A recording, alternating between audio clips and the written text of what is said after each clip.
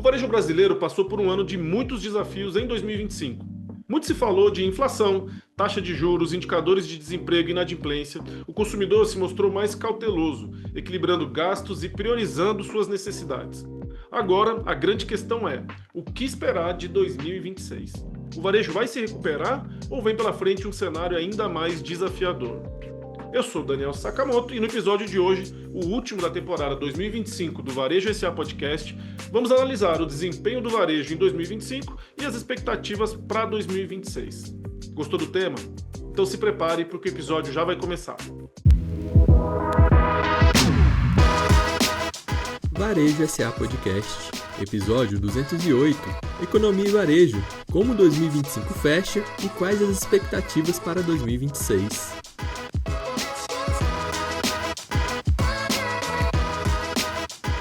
Este episódio tem o apoio do SPC Brasil, maior empresa brasileira de gestão e inteligência de dados. Muito bem, e o nosso convidado de hoje é Gabriel Couto, economista do Santander, responsável por análises de atividade econômica da instituição. Com mestrado e doutorado em economia aplicada, o Gabriel vai nos ajudar a fazer esse balanço de 2025 e análise de 2026. Olá, Gabriel, seja muito bem-vindo ao Varejo SA Podcast, tudo bem? Olá, Daniel, tudo bem? Olá a todos os ouvintes. Muito obrigado pelo convite. Vamos conversar um pouquinho sobre o cenário econômico. Muito bem. Bom, como eu falei na introdução, o ano de 2025 ele foi marcado por bastante discussão sobre inflação, taxa de juros, índices de emprego, inadimplência, endividamento das famílias. Como é que você analisa o ano de 2025 com base nesses indicadores aí, do ponto de vista do varejo? Eu acho que 2025 tem sido um ano de desaceleração da economia como um todo e o varejo se enquadra um pouco nesse quadro, né?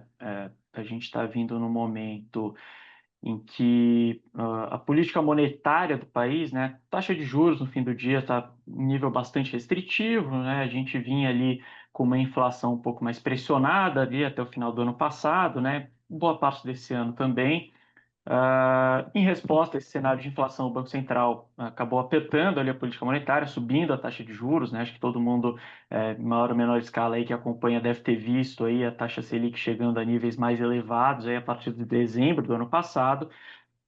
E, de certa maneira, ao longo desse ano, que a gente viu foi um processo de desaceleração da economia, que é um passo aí necessário para que a gente tenha também esse alívio da inflação, que é o objetivo ali do Banco Central, né? Então, eu acho que esse efeito da política monetária que a gente viu ao longo do ano foi bastante importante para explicar um pouco esse cenário de acomodação da economia brasileira, aí depois de vários anos em que a gente tem crescimento de maneira geral acima do esperado, tá? Então, acho que o varejo também acaba sofrendo um pouco desse reflexo, né? O consumo das famílias, que vinha sendo aí um dos destaques dentro do crescimento da economia brasileira ao longo dos últimos anos, esse ano também, embora continue em patamar aí bastante razoável, sofreu algum tipo de desaceleração.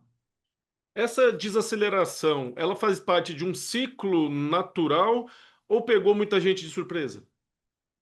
Eu acho que dá para olhar pelos dois lados, né? Assim, obviamente, né? Quando você vê esses momentos de aperto aí monetário, de combate à inflação, é de se esperar que a economia desacelere, né? É a transmissão que a gente chama em economia do ciclo de política monetária até que ele se traduz em preço, traduz em inflação. O que eu acho que pegou algumas pessoas de surpresa nesse ano em específico é que, como eu falei anteriormente, a gente vem de vários anos em que o crescimento econômico ele surpreende positivamente. Todo ano, em maior ou menor escala, os economistas vinham ali projetando algum tipo de desaceleração, até porque a taxa de juros já vinha subindo. Ali a gente teve um ciclo de aperto monetário ali entre 2022 e 2023 também. E, de certa maneira, a economia brasileira passou por esses períodos com menos impacto sobre o crescimento, né? A gente teve o crescimento surpreendendo para cima nesse período, apesar dessa política monetária. Então, o que aconteceu esse ano foi que a gente, mais uma vez, teve um período ali de aperto monetário, mas dessa vez a economia sofre um pouco mais, né? A gente está longe ainda de dizer que é um baque muito grande para a economia brasileira, tá? Só para falar um pouco de números. A gente está falando um crescimento anual ali em anos anteriores que, em média, estava em 3% ao ano.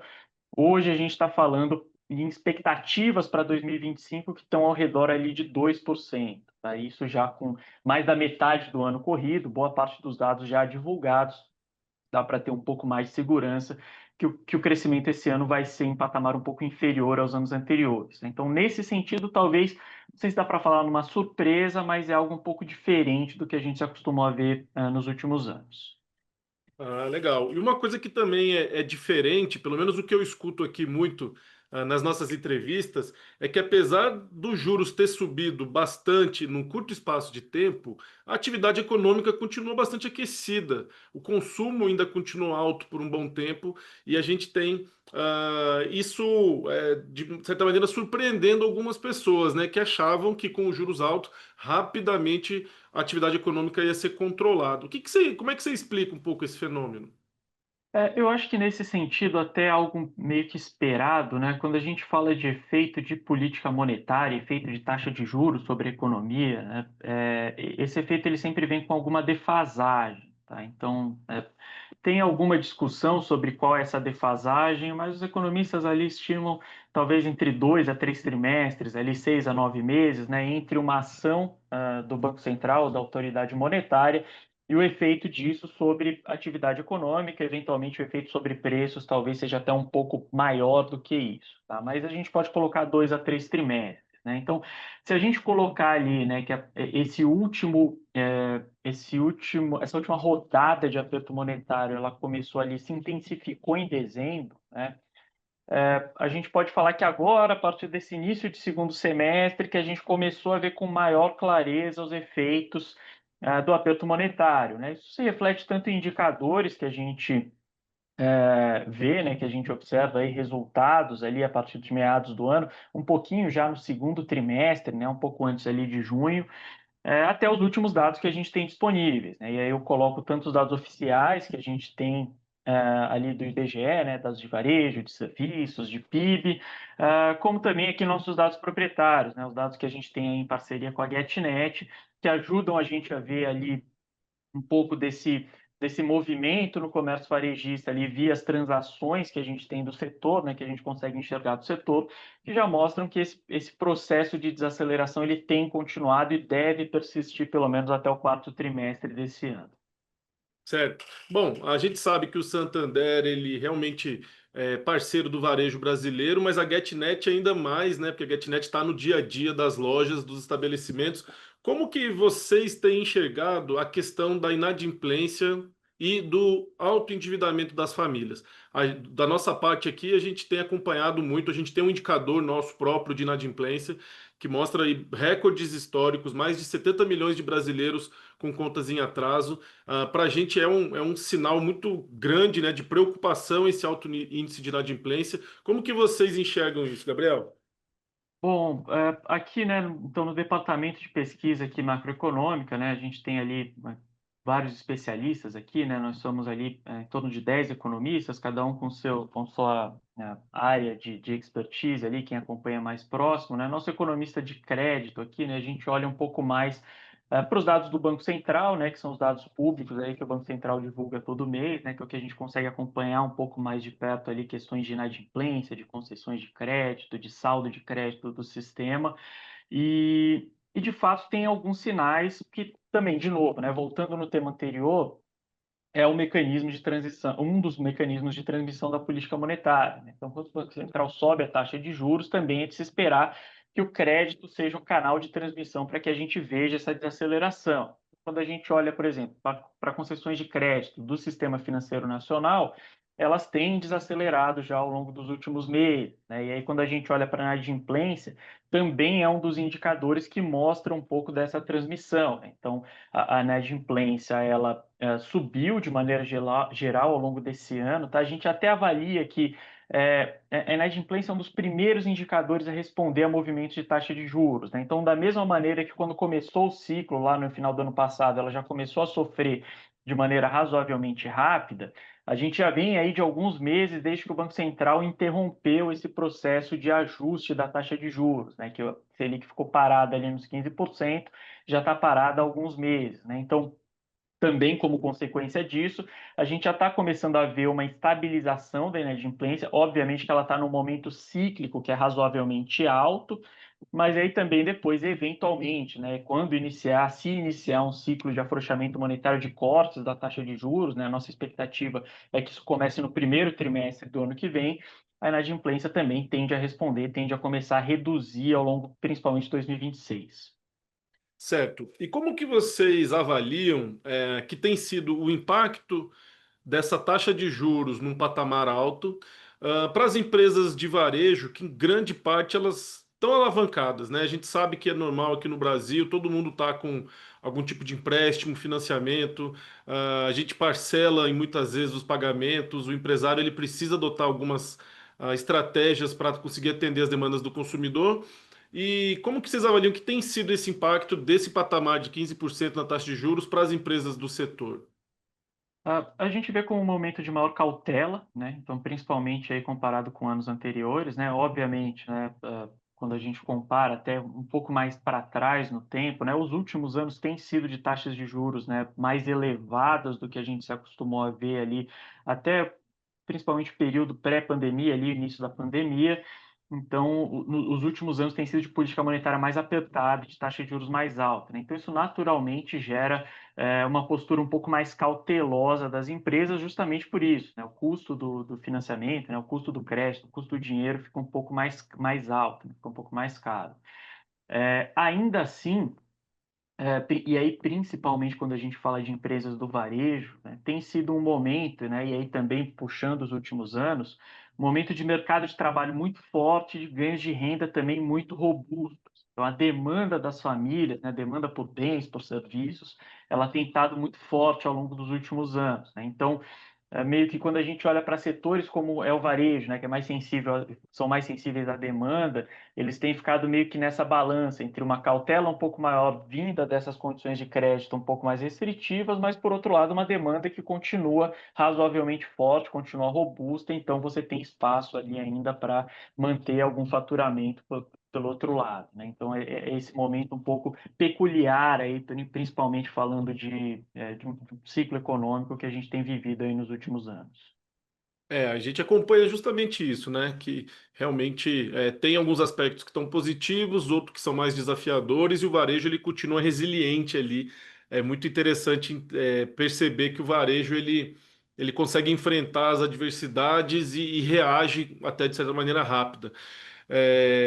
Vocês conseguem analisar também algum tipo de detalhamento dentro de segmentos do varejo? Porque o varejo ele tem uma amplitude de atuação bastante grande. A gente sabe que a gente pode falar de artigos de alimentação, eletroeletrônicos, ah, é, farmácias e artigos médicos e materiais de construção. A gente não tem um impacto homogêneo, né, dessas questões econômicas dentro dos segmentos. Vocês se dedicam a ter um olhar um pouco mais específico também, Gabriel? A gente gosta muito de separar aqui, né, quando a gente faz nossa análise para varejo, entre os segmentos que são mais sensíveis à renda e aqueles que são mais sensíveis ao crédito, né? Certo. Então, de maneira geral, quando você faz essa divisão, você está olhando os mais sensíveis ao crédito, em geral são aqueles de produtos de maior valor agregado ali, né? Então você tem a parte de veículos, automóveis, partes, peças, motos, você tem a parte de materiais de construção também bastante sensível ao crédito, móveis e eletrodomésticos, então em geral segmentos com produtos de maior valor agregado, ao mesmo tempo que você tem os segmentos mais sensíveis à renda, que são, por exemplo, ali supermercados, hipermercados, mesmo vestuário, quando você olha, né, que aí são mais condizentes com momentos ali de renda mais forte ou mais fraca, né? É interessante notar que não tem uma certa heterogeneidade que a gente está vendo esse ano, tá? Eu puxei essa análise, mas essa análise esse ano ela está um pouco mais difícil, um pouco mais nublada de se fazer, né? Porque por um lado, por exemplo, você tem segmentos que são sensíveis a crédito, que no momento, né, era de se esperar, né, com essas condições de mercado de crédito, de taxa de juros um pouco mais desafiadoras, que eles estivessem sofrendo um pouco mais. Alguns, de fato, estão, outros ainda mostram uma resiliência. Quando você olha para o segmento de veículos.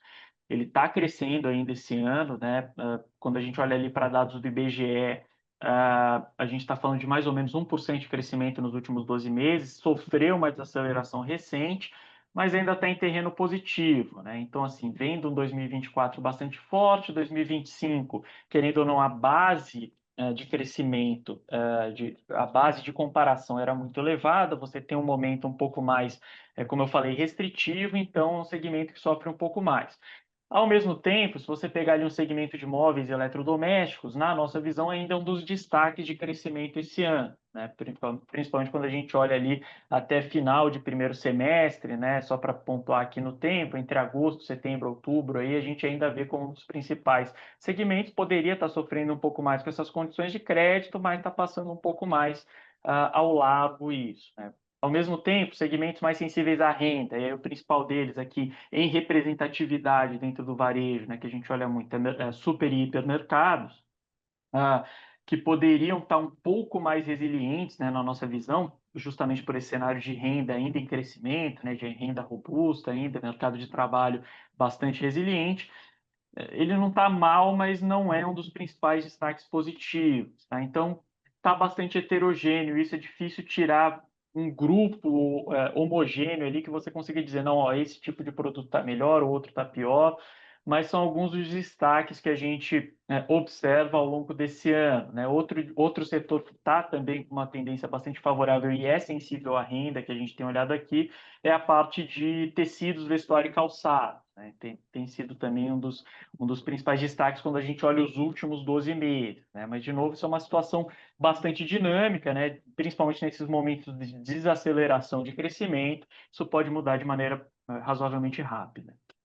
Ah, muito bom, Gabriel. E isso que você está falando reflete bem a visão que a gente tem e o que a gente escuta aqui no Varejo SA Podcast dos nossos entrevistados, que o varejo ele tem uma complexidade que é difícil a gente cravar crescimento, retração, porque os segmentos variam e tem alguns movimentos que são difíceis de explicar, como você bem deixou claro aí, aqueles segmentos mais variáveis à renda ou a taxa de juros, que a gente tem certas expectativas, às vezes eles reagem de uma outra maneira. O mercado de automóveis mesmo, às vezes é difícil de explicar como, num momento em que a taxa de juros está tão elevada, ainda continua tão aquecido, e aí vem outras explicações, que o mercado chinês está vindo para o Brasil de maneira bastante agressiva, oferecendo taxas menores para a venda de automóvel, que a gente sabe que segue uma outra lógica, valores promocionais para entrar no mercado. Então, tem essas explicações que fogem da análise estritamente econômica. No caso de roupas,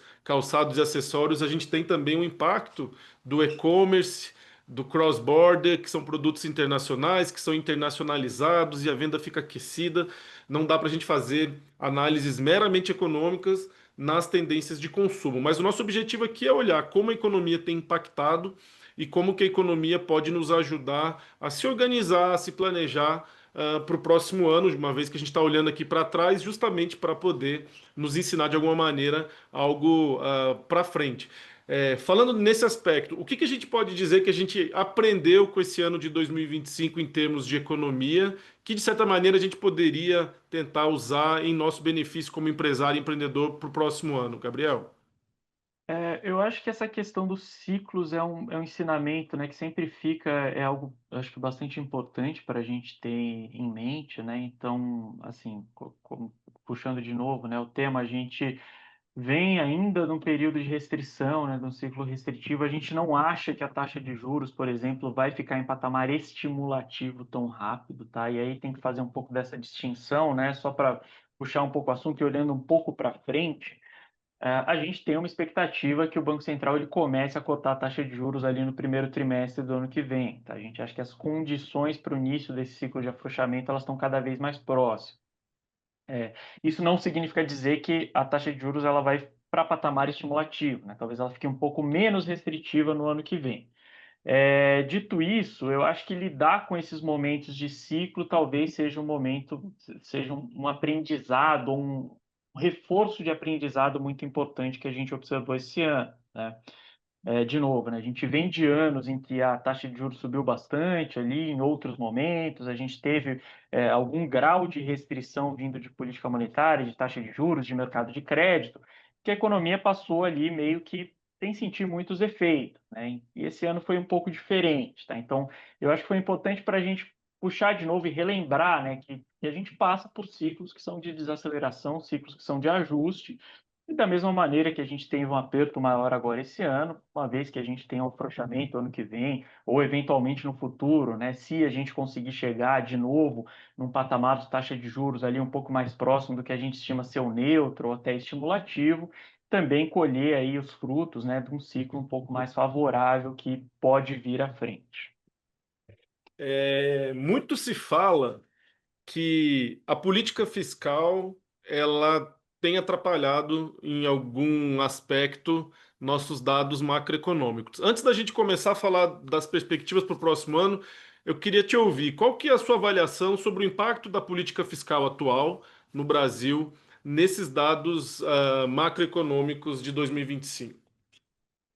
Também é uma coisa que ao longo dos últimos anos tem impactado na nossa visão bastante aí sobre essa resiliência do consumo, essa resiliência da renda, né? Então, a gente viu aí um ganho de importância, aí, principalmente das transferências governamentais aí ao longo dos últimos anos para as famílias, né? Então, é, falando aí de maneira bem geral, tá? Então, sejam transferências aí mais é, é, digo assim, regulares no sentido de tempo, né? Então, se você falar pensões, aposentadorias, né? Transferências que são ali corriqueiras, né? Que a gente voltou a ter algum tipo de ganho real, né? De aumento real nesse tipo de transferências. Então, isso, querendo ou não, aumentou ali o impulso fiscal, né? A contribuição do lado fiscal para essa manutenção ali da demanda num patamar um pouco mais forte. Ao mesmo tempo, um fenômeno nos últimos anos que tem sido cada vez mais importante, né, que a gente fica sempre de olho ao pagamento de precatórios, né, então a gente teve ali, final de 2023, começo de 2024, teve um grande pagamento de precatórios que, na nossa visão, teve sim um impacto forte na demanda ali do início de 24, né, então quando a gente olha ali para dados de consumo das famílias, de vendas no varejo, ali naquele período, foram muito beneficiados por essa transferência. A gente viu isso acontecendo mais uma vez agora no final do mês de julho, tá? Então, na nossa visão também não foi igual o que aconteceu ali em 23, 24, né? Seja pelo volume, seja pelo momento que a economia está também, né? Então, a gente acha que essa última transferência ela foi mais no sentido de suavizar um pouco mais o ciclo do que de dar um impulso adicional para consumo, para demanda, mas tem sido um dos fatores importantes também que ajuda a explicar essa resiliência do consumo ao longo dos últimos anos, né? Obviamente, junto de um mercado de trabalho, né, como a gente já discutiu aqui, que continua forte, né, as taxas de desemprego baixas, ganhos reais de renda, ali, geração de emprego mês após mês, uh, as transferências fiscais também, na nossa visão, têm sido importantes nesse sentido, né? A gente gosta muito de olhar para uma estatística aqui que a gente chama de massa salarial ampliada, né? Então, a gente tenta olhar ali para a renda das famílias de maneira mais agregada, então, olhando tanto renda do trabalho como renda que vem de transferências governamentais, e esse também tem sido um dos indicadores de destaque ao longo dos últimos anos, que ajuda a explicar isso, né? As famílias ali com um crescimento de renda um pouco maior, isso tem ajudado a sustentar o consumo mesmo nesses momentos aí de ciclos de política monetária um pouco mais apertados, o que também pode ajudar a explicar o porquê, né? Pode ser um dos motivos do porquê esses aumentos de taxa de juros ao longo dos últimos anos talvez tenham tido menos efeito, né? Tanto sobre a atividade como sobre a inflação, embora, de novo, né? Esse ciclo que a gente está no momento atual, ele esteja um pouco mais claro, um pouco mais desenhado. É uma ótima análise essa que você faz, Gabriel, porque ela é um pouco diferente da que o senso comum empresarial costuma fazer ao analisar a política fiscal, em que a gente coloca muito no peso dessas despesas do governo, a pressão inflacionária e a consequente aumento da taxa de juros. Você está olhando por um outro lado, que esse investimento do governo ele gera renda na população que transforma em consumo, né? Não isso também é verdade, tá? Eu acho que assim, do mesmo jeito que a gente tem ali um crescimento maior do consumo, né, uma renda mais forte, também tem gerado uma resiliência inflacionária maior, tá? Então são meio que dois lados ali da balança, né? Obviamente, Você tem hoje uma situação fiscal no Brasil, né, que gera uma série de dúvidas, uma série de incertezas aí, né, um dos principais pontos de discussão no mercado hoje em dia, né, então é uma das preocupações que a gente tem aqui no cenário, né, seja porque quando a gente olha ali para cenários prospectivos de dívida pública, cenários ali de resultados fiscais mesmo para os próximos anos, mas tem esses dois lados, né? Eles têm a política fiscal, ela tem ajudado ali a sustentar a demanda, tem sido estimulativa para o lado da demanda, ao mesmo tempo que também quando a gente olha para o lado da inflação, ela contribui para essa resiliência inflacionária maior e também exige ali, né, um esforço maior da política monetária, né, dificulta um pouco mais o trabalho da política monetária. Muito bom, ótima análise. Agora vamos partir para nossas perspectivas aí para 2026. Lembrando que vai ser um ano bem animado. Além de Copa do Mundo, a gente tem eleições. Política fiscal certamente vai estar muito na pauta. A gente sabe que nos últimos anos, ano eleitoral tem sido um ano bastante desafiador, não só em questões sociais, né, mas em questões econômicas e para o ambiente de negócios. Com base na avaliação do que foi 2025, como é que você está projetando 2026, Gabriel? É interessante, assim, a gente tem alguns determinantes ali de 2026 que vão ser importantes ali para a gente olhar que, de certa maneira, eles já começam agora no final desse ano, tá, de 2025. Primeira coisa, assim, né, até o fechamento do ano, agora, até o fechamento de 2025, quando a gente olha ali para perspectivas de quarto trimestre, né, sempre lembrando, né, que por mais que a gente olhe aqui, né, a gente já está bem no finalzinho do ano, mas, assim, quando a gente fala de dado econômico, tem uma defasagem, né, então a gente está sempre olhando um pouquinho mais para o passado.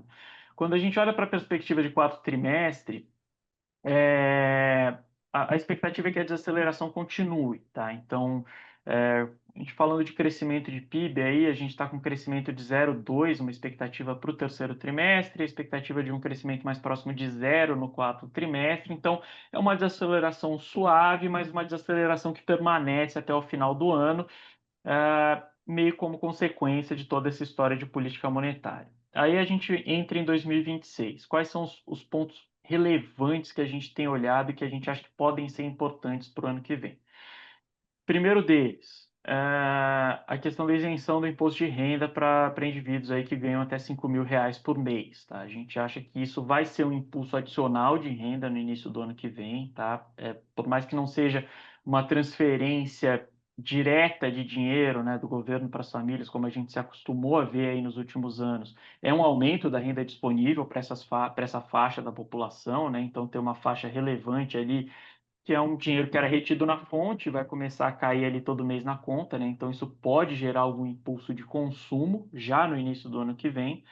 E isso pode ser potencializado, né, quando a gente olha ali, a gente faz análise, por uma disponibilidade maior de crédito, tá? E aí eu gosto de citar a nova linha de crédito que entrou aí, né, o crédito consignado, né, o e-consignado ali, né, aquele consignado para trabalhadores do setor privado, é, que tem aumentado um pouco ali, tem gerado algum crescimento do crédito que, de certa maneira, mitiga um pouco esse efeito contracionista da política monetária, tá? Então, quando a gente fala dessa combinação logo no início do ano que vem de um pouco mais de renda com mais crédito disponível, isso pode gerar um impulso adicional para consumo já no início do ano que vem. Ainda assim, eu acho que os efeitos de política monetária, né, e aí quando a gente fala ali de taxa Selic, mais uma vez, eles vão continuar, eles vão permanecer ali contracionistas, pelo menos ali ao longo do primeiro semestre do ano que vem, tá? Então, quando a gente fala aqui de nossas perspectivas para a taxa de juros, né, eu já citei antes, mas vale reforçar, a gente espera que a taxa de juros comece a ser cortada ali no primeiro trimestre do ano que vem, eventualmente feche o ano ali próximo de 13%, mas esses efeitos, né, puxando de novo a história da defasagem, esses efeitos eles tendem a se materializar sobre a economia mais lá para o segundo semestre, tá? Então vai ser um iniciozinho ali de ano que vai ser beneficiado, né, quando a gente pensa em consumo, né, vai ser beneficiado por essa história de imposto de renda, por essa história de consignado do setor privado, mas que ainda, de maneira geral, os efeitos que vão ficar ali mais proeminentes e ainda sendo mais relevantes para a economia são os efeitos contracionistas do ciclo, tá? Olhando para o restante do ano, como eu falei, né? Se o Banco Central conseguir cortar juros, né? Se for todo esse o caminho que se espera, né? Se de fato a gente conseguir uma política monetária um pouco menos restritiva, a gente pode começar a colher os primeiros benefícios pensando em atividade disso lá para o segundo semestre do ano, tá? Ainda assim, tem um desafio adicional para o ano que vem, aí, principalmente quando a gente olha para resultados de crescimento anual, né? A gente tem em economia aqui um conceito que é de carregamento estatístico dos resultados, né? Então, assim, você olhando o ano de 2025, pela configuração do ano, né? Esse primeiro semestre forte com o segundo semestre mais fraco, ele gera uma dificuldade maior de você ter crescimento, por uma questão estatística de você ter crescimento mais relevante ao longo de 2026, tá? Então, a gente tem um vento contrário muito maior em 2026 do que a gente viu em anos anteriores, né? No sentido que mesmo crescendo ali em uma média trimestral até maior do que a gente viu em 2025, é difícil a gente alcançar patamares ali mais próximos de 2, 3% de crescimento de PIB no ano, tá? Então, a gente está falando algo mais próximo de 1,5%. E, obviamente, nesse período todo, a gente vai estar muito de olho de como a inflação reage a todas essas novidades, né? Então, por exemplo, esse consignado do setor privado, ao mesmo tempo em que você tem ali a isenção de imposto de renda, pode dar um impulso em consumo, mas pode também ter consequência em inflação, da mesma maneira que a gente fez a análise do impulso fiscal anteriormente, tá? Então, como a inflação vai responder a isso, também vai ser um determinante importante para se o Banco Central, de fato, vai conseguir afrouxar a política monetária, fazer a taxa de juros ir um pouco mais para baixo do que a gente tem visto nos últimos anos. Excelente análise. Agora, para quem está nos ouvindo e que não é tão familiarizado com essa complexidade da macroeconomia, a gente poderia dizer que 2026 para o lojista, para o varejista, é de maior otimismo do que 2025, é de cautela, um pouco mais aí de vida real, um pouquinho, Gabriel. Você acha Eu, que o empresário vai investir, vai contratar, vai segurar? Eu acho que é mais um ano de cautela, tá? Eu diria que é mais um ano de cautela, talvez com uma cara temporal um pouco diferente do que a gente viu em 25, né? Então, se 25 começou forte e foi desacelerando ao longo do ano, talvez a gente veja em 26 um ano que, no agregado, seja parecido, mas que comece um pouco mais devagar e vá acelerando ao longo do tempo, obviamente com essa incógnita desse impacto que entra logo no início do ano, que é a questão da isenção de imposto de renda, tá? Mas assim, o natural, né, pensando em elementos que a gente gosta de analisar aqui pensando em ciclo econômico, talvez a gente esteja vendo um ciclo, né, que em 2025 a gente teve essa desaceleração, 2026 um ano de aceleração gradual ali ao longo do ano, com toda a incerteza que está envolvida, né? A gente sabe que é um ano de incerteza além da conta, né? Uma incerteza acima do normal, acima da média, mas considerando as condições cíclicas, talvez seja um pouco do espelho do que a gente viu em 2025, com um ano que talvez no agregado seja parecido. Ah, muito bom. Para quem nos acompanha aqui, toda semana a gente está com algum convidado e vai conseguir lembrar, né? Até mais ou menos metade desse ano a gente vinha conversando com os especialistas e todo mundo falando mais ou menos assim. A gente começou 2025 melhor do que terminou 2024. E aí eu acho que ano que vem pode ser o contrário. A gente talvez comece com um pouco de dificuldade, mas ao longo do ano a gente vá melhorando. Tomara que seja assim, porque realmente o setor produtivo espera, né, uma recuperação. É importante para gerar emprego, renda. A grande maioria do setor de varejo é formado por micro e pequenos empresários que precisam realmente de condições macroeconômicas positivas para ter bons resultados. Como é que você tem visto a questão da digitalização de maneira geral no consumo brasileiro, impactando talvez isso, assim a gente faz essa análise, uma grande parte do impacto de inadimplência, endividamento vem do consumo online, vem dessa facilidade que as pessoas têm de consumir. Vocês, pelo Santander ou pela GetNet, têm alguma avaliação sobre o impacto dessa digitalização nos dados de consumo? Não é um dado que a gente acompanhe tão de perto aqui, pelo menos no dia a dia de macroeconomia, tá? Então, assim, para a nossa análise aqui, se a venda é feita no meio digital, obviamente eu não estou falando aqui de empresa GetNet, nem de empresa Santander, estou falando mais do nosso elemento de pesquisa para analisar cenário, fazer projeção e tudo mais. Quando a gente olha se a venda é online, se é digital ou se é física, né, ou no modelo mais tradicional, não tem tanto impacto aqui sobre a nossa avaliação, mas é uma transformação, né, que vem aí de médio e longo prazo, que é bastante relevante aí para o consumidor brasileiro, né? Então, uma coisa que a gente tenta verificar, né, por um lado, né, como você bem falou, né, talvez ela facilite um pouco mais o endividamento ali do consumidor, né, em algumas modalidades, né, se você analisar por esse lado. Por outro lado, ela facilita um pouco mais, né, a demanda ali ser atendida para várias classes de produtos, para vários segmentos do varejo, tá? Não sei se a gente tem uma resposta fechada já sobre o impacto de tudo isso, né? De novo, é um movimento bem de longo prazo, né? A gente vê algumas ondas de transformação aí quando a gente olha para o varejo, né? No primeiro momento ali, você precisava ter um computador para fazer uma compra online, de repente você já tem um acesso maior ali, hoje qualquer um do celular consegue fazer uma compra, né? Então, é uma transformação mais de médio e longo prazo, né? Ao mesmo tempo você tem novos meios de pagamento, né? Você tem a introdução do Pix ali, você tem hoje uma facilidade maior ali de meios de pagamentos digitais, e a GetNet mesmo se encaixa um pouco mais nesses canais de pagamento, mas não é uma coisa ainda que a gente consiga tirar uma conclusão definitiva, né, se está sendo mais positivo ou mais negativo para o consumidor. É uma transformação profunda que eu acho que a gente ainda vai ver reflexos aí ao longo dos próximos anos. A gente também fica fazendo esse tipo de análise, da mesma forma que a gente está analisando qual que vai ser o efeito do crédito consignado para o trabalhador da iniciativa privada, porque ele pode ser muito bom, mas também pode ser mais um gatilho de endividamento e inadimplência. Precisamos tomar cuidado com isso, né? A gente fala muito da falta de educação financeira do cidadão comum e que mais crédito nem sempre o resultado é positivo, né, Gabriel?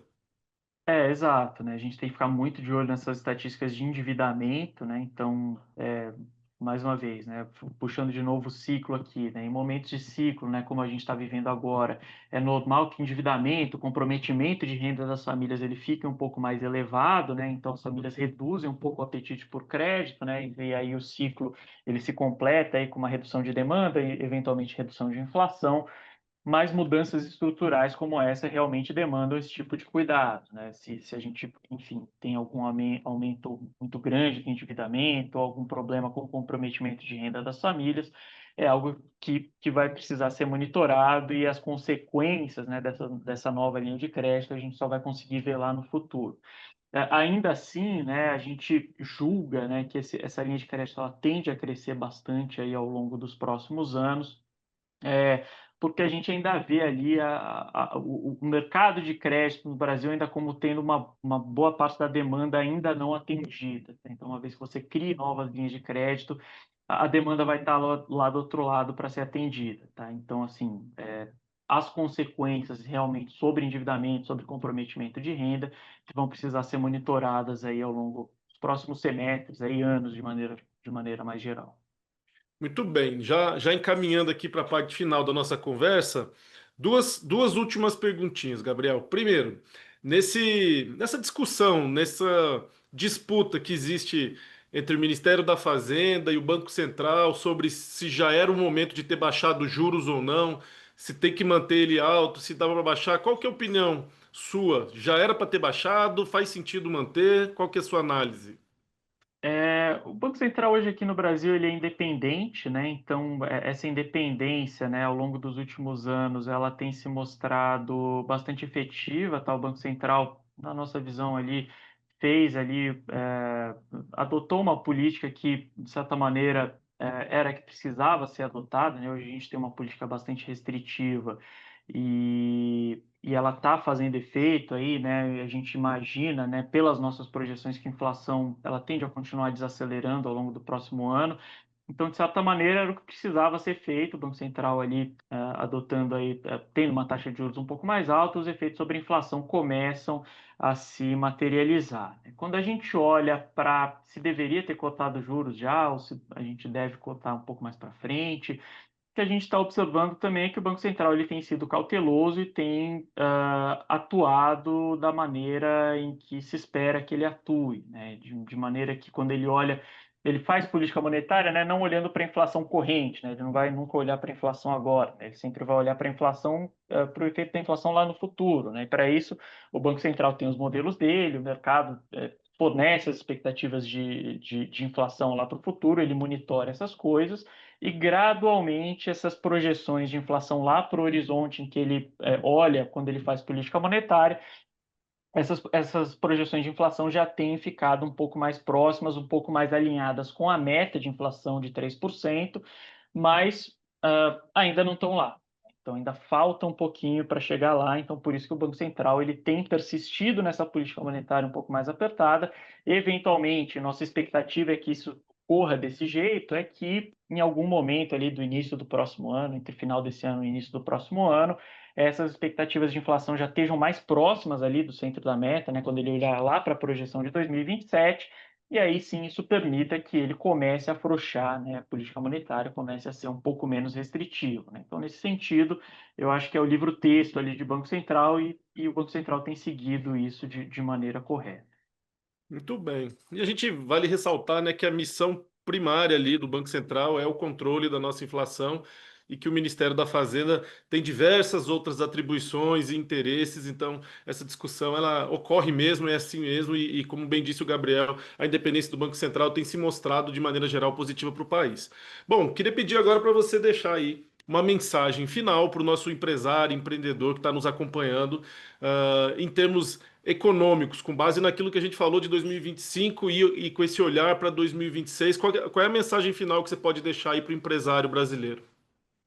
Eu acho que é essa de um momento aí que a gente está num período de ajuste para a economia brasileira, né? Uma desaceleração, um momento um pouco mais negativo, né? A parte mais baixa aí do ciclo, né? Então, tudo isso que a gente está vendo de influência um pouco maior, de desaceleração de crescimento, às vezes o empresário pode estar percebendo ali um faturamento um pouco maior, vendas um pouco menor, vendas um pouco menores aí nesse final de ano, né? Lógico que é ajustado ali pelo período sazonal, né? Que é um pouco mais favorável agora no fim do ano, mas ainda assim tudo isso está dentro ali do esperado, dentro de um ciclo econômico normal, né, que a gente está passando agora, né, e do mesmo momento, né, da mesma maneira, né, como eu falei, que a gente está num período um pouco mais negativo do ciclo, uma vez que a gente saia desse período de restrição tão grande, aí, de restrição monetária principalmente grande, comece a entrar aí num ciclo de afrouxamento monetário, as coisas tendem a voltar a acelerar, né, e o ciclo começa a ficar um pouco mais favorável,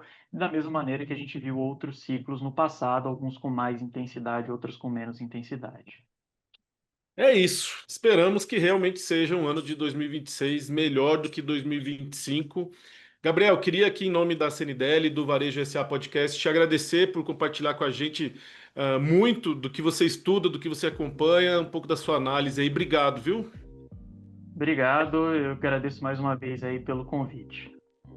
Muito bem, conversamos com Gabriel Couto, economista do Santander. E com esse episódio, a gente encerra a temporada 2025 do Varejo SA Podcast. Foi um ano incrível, cheio de conversa, história, aprendizado, que ajudaram a gente a entender aí os rumos do varejo brasileiro. Mas fique tranquilo, a gente volta no dia 7 de janeiro, abrindo uma nova temporada com muitas novidades, entrevistas e conteúdos especiais. Então, se você gosta do nosso programa, não deixe de curtir, de compartilhar e de se inscrever no nosso canal para ser notificado quando o próximo programa for ao ar.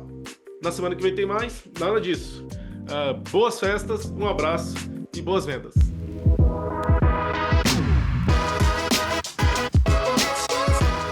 Este foi o Varejo SA Podcast. Se gostou, você também pode escutar os episódios anteriores no seu tocador de podcast preferido. Para conferir este e outros conteúdos de interesse do setor, acesse varejasa.org.br e lembre-se de seguir a gente nas redes sociais. O nosso arroba é o Sistema CNDL e o varejo.sa. Já no YouTube, procure por CNDL Brasil e Portal Varejo SA para nos encontrar.